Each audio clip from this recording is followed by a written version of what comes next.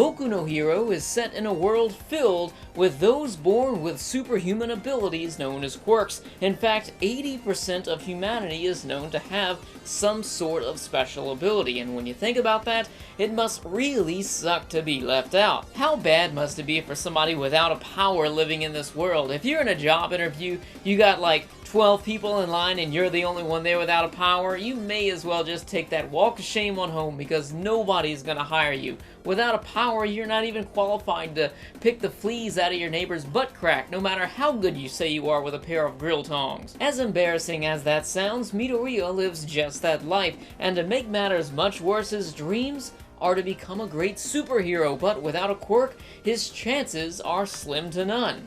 That's kinda like me wishing to grow up and be a duck, or a pair of grill tongs. Despite lacking the capacity to become a strong superhero, Midoriya keeps his hopes high.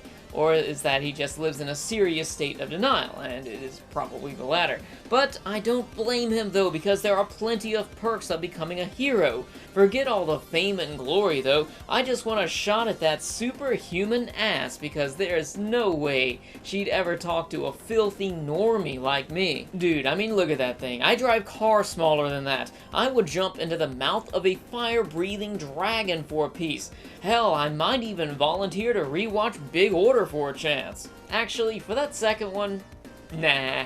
Although life is looking grim for Midoriya, things are about to take a turn for the better. Just not immediately though, because of the freak encounter with the villain on the run who reminds me of a mixture between the Pokemon Grimer and every monster hentai scene that I've ever seen, as he tries to force his way inside of Midoriya's body. Thankfully, his favorite superhero, All Might, is close enough to save the day. As he's introduced to his idol, he quickly learns that things are not always as they seem, as All Might is much more normal than you might expect, and that his powers can be shared by transmitting his DNA. Which also means that All Might is either a virgin, or there are like 10 women out there which share the same power as him. Luckily, Midoriya gets off easy by swallowing a single hair, as he is chosen to become the successor to All Might's legacy. I actually enjoyed the first few episodes of Boku no Hero, as it made me laugh several times, and even when going back to rewatch certain episodes with the English dub, I still laughed at it even though I was seeing it for a second time, and as far as the English dub is concerned, I'll get to that later. The first season of Boku no Hero is divided into 3 mini-arcs. The first few episodes cover Midoriya's transition from being a worthless normal human over to being a worthless human with a special power, as I've already discussed. Afterwards, he's admitted to the academy of his dreams for heroes, and this arc mostly offers a few school competitions, which I personally didn't care for, although there was slight skill development for Midoriya as he slowly learns how to control an ability so powerful that it has the potential to destroy his body, and we also unexpectedly had a bit of development for his friend-slash-bully Bakugo, who suffers a bit of an inferiority complex as he no longer is able to look down on Midoriya for being so helpless. The third and final arc is the most interesting, but sadly is the least rewarding, as the Academy is invaded by the League of Villains, and granted, I know nothing about the manga, but to me, this is where Boku no Hero shows some of its greater potential, as it places its characters into a struggle where they have to work together, strategically using their abilities in order to survive. However, it's unfortunate that these characters are rarely given an obstacle that they're allowed to fail with, because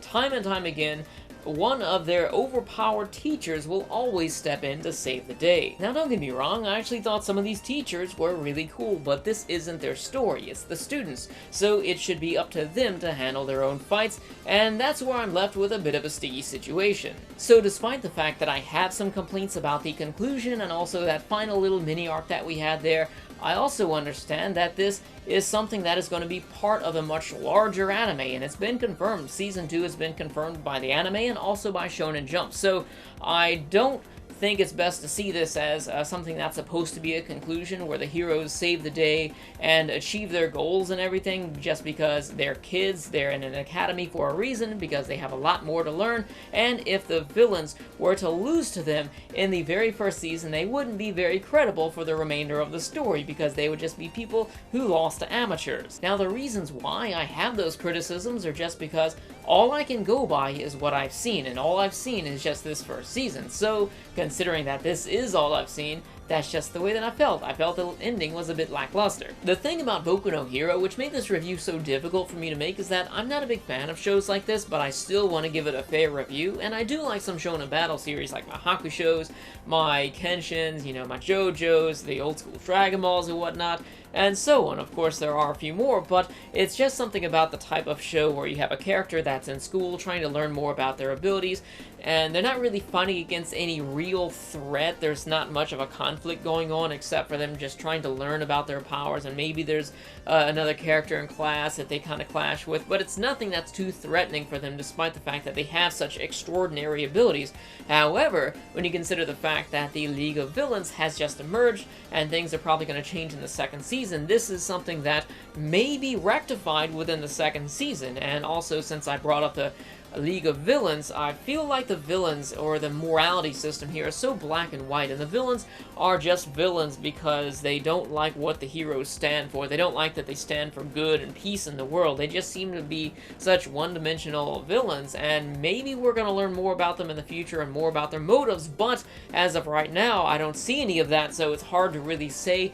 And considering that, you know, I didn't think too much of the first season, it's still something that I'm going to keep up with this. I'm going to check out the second season just to see if some of the issues that I have are rectified, because I honestly feel like it's too early to tell. So as for the voice acting, I watched this with its Japanese audio, and I also went back and watched a few episodes with its English dub. As it is currently being dubbed, there are only 8 episodes in as of right now, so if you wanted to watch it as of like right now, and the date of this video being uploaded, you will not be able to finish it with its English audio, so I would recommend just going in with the Japanese, because the English audio, it was just okay. It didn't blow me away, and it didn't disappoint me either. It was just okay. So if you're the type of anime fan who has several shonen battle series in your top 10, then this is going to be right up your alley, so I recommend Boku no Hero. If you're someone that's kind of like myself, you like a few shonen series, but it's only like a small part of your anime watching, and you enjoy much more other anime, then I would have to say wait for the second season just to see where that goes, because it's not something that I would say stay away from, because I feel that it could become much better in the future, but it's just too early to tell for us as of right now. And for those of you who don't like shonen battle series, you probably aren't going to like this. So what were your thoughts on Boku no Hero? If you enjoyed this review, be sure to subscribe, and also tell a friend to stay tuned for weekly anime reviews, news, and discussions. Thanks for watching, and I'll see you next time with my review of the Iron Fortress.